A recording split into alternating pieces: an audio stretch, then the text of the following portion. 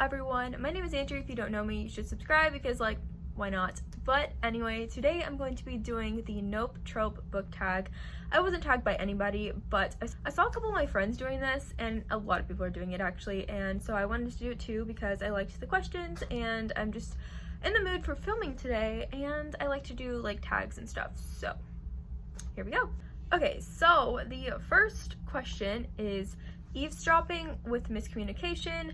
Name a book you heard great things about and expected to love but ended up hating. So for this one, I don't have it because I sold it because I did not want it because I hate it.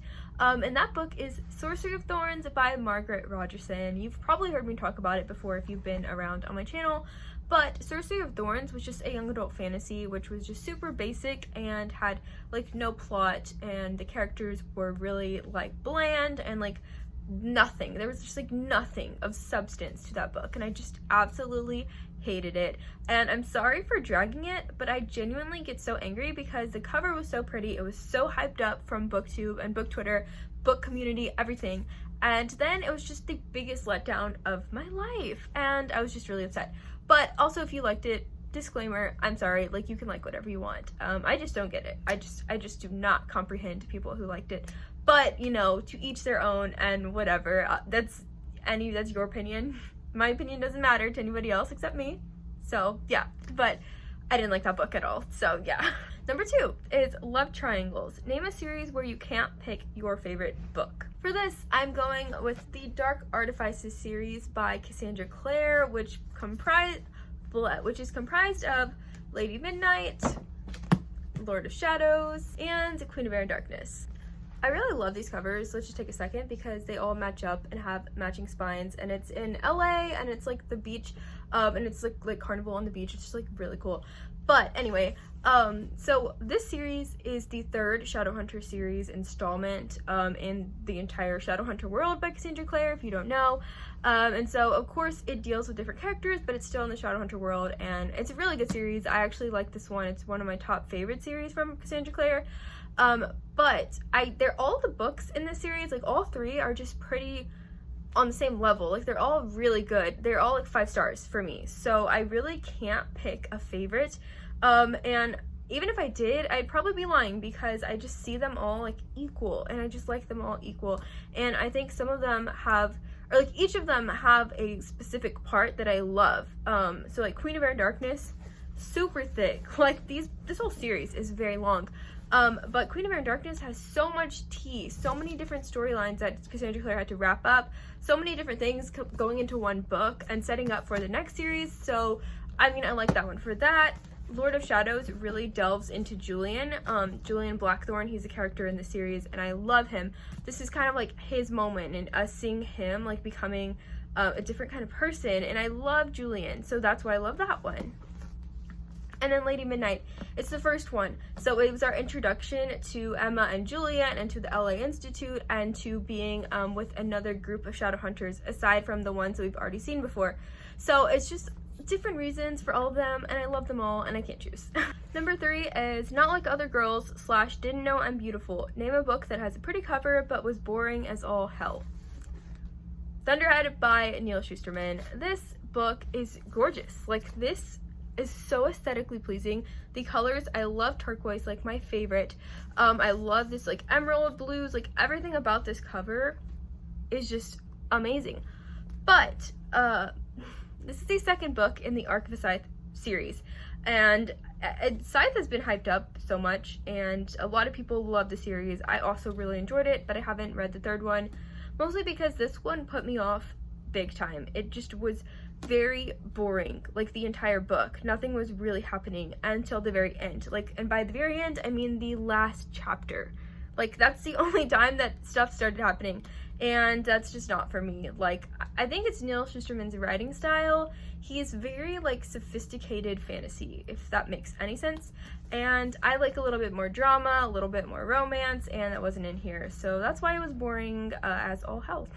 Okay, number 4 is All-Consuming Love. Name a book that gave you a book hangover. For this one, I am going with Dark Dawn by J. Kristoff. This is the UK hardcover edition, so it's very gorgeous, has a lot of really beautiful details. Even the actual cover has some really cool details. Anyway, so Dark Dawn wraps up the Nevernight trilogy. Nevernight is an adult fantasy, a high fantasy, a dark fantasy, whatever you want to call it, because it's all of the above.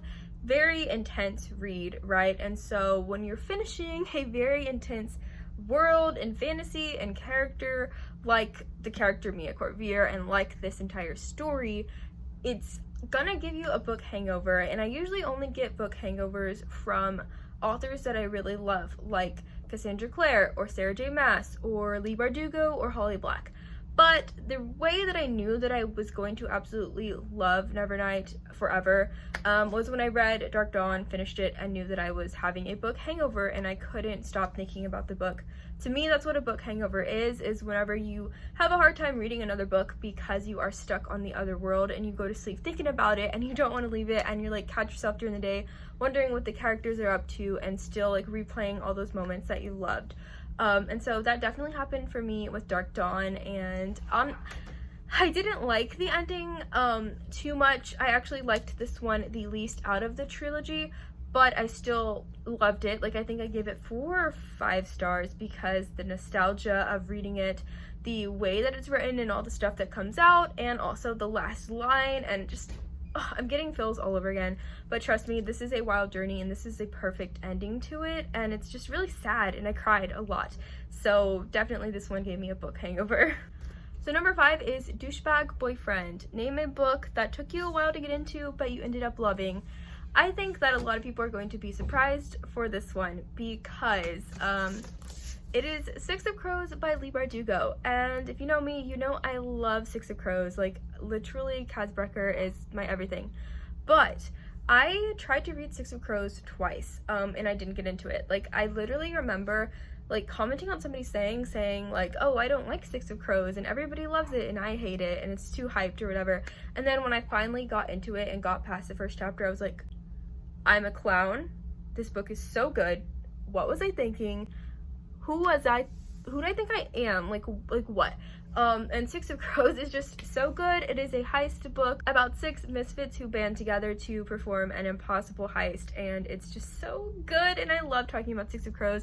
Has amazing characters, like a found family trope. It's honestly very morally gray. All of the characters, especially the main character, Kaz Brekker, is very, very morally gray, and I love that. It's just my crack is morally gray characters. And yeah, so it's really surprising to me that I didn't get into it twice, and I'm sure it's surprising to some of you guys, but yeah, I didn't want to read it, DNF'd it twice, and then now I have literally so much Six of Crows merch. It's really funny, but yeah. Finally, number 6 is tell us your favorite or least favorite trope. So my favorite trope is whenever a character has a love interest and character A is getting tortured. Character B, the love interest, has to watch and can do nothing, or they know that character A is missing and they don't know what's happening to them, but they know they're getting tortured and they can't do anything. Or like character A gets captured and character B has to find them. Just, you know, I just love that. Is it called the torture trope? I don't know, but I love that. I also really love the hero trope. Like, I like reading books with a distinct hero that we get to see go on a journey, and we know they're the hero when we get to see them at the end, like, perform the final heroic act, and everybody is just like, yay, and like the person who saves the world. Love it. So that is all the questions for the Nope Trope book tag. I hope you enjoyed watching this. I am going to go ahead and tag Connor from BookTube Connor, Michaela from Michaela Reads, Michaela May. I'm sorry, Michaela, I forgot what your channel's name is. I will link all of these down below. I want to tag Armeen from Armeen Reads, and also Helen from Pages and Peaches. So also, I'm just tagging like the entire Discord group, Twitter group chat that I'm in, so you know who you are. If you haven't done this, I want to see you do it, because these questions are actually very juicy and interesting to see what you say to them. So yeah. Also, if you want to do this and you weren't tagged, just go ahead and say I tagged you, because I tag anybody. But that's all I have to say for this video. So I hope you like this video, down below, and I'll see you guys in the next one. Bye!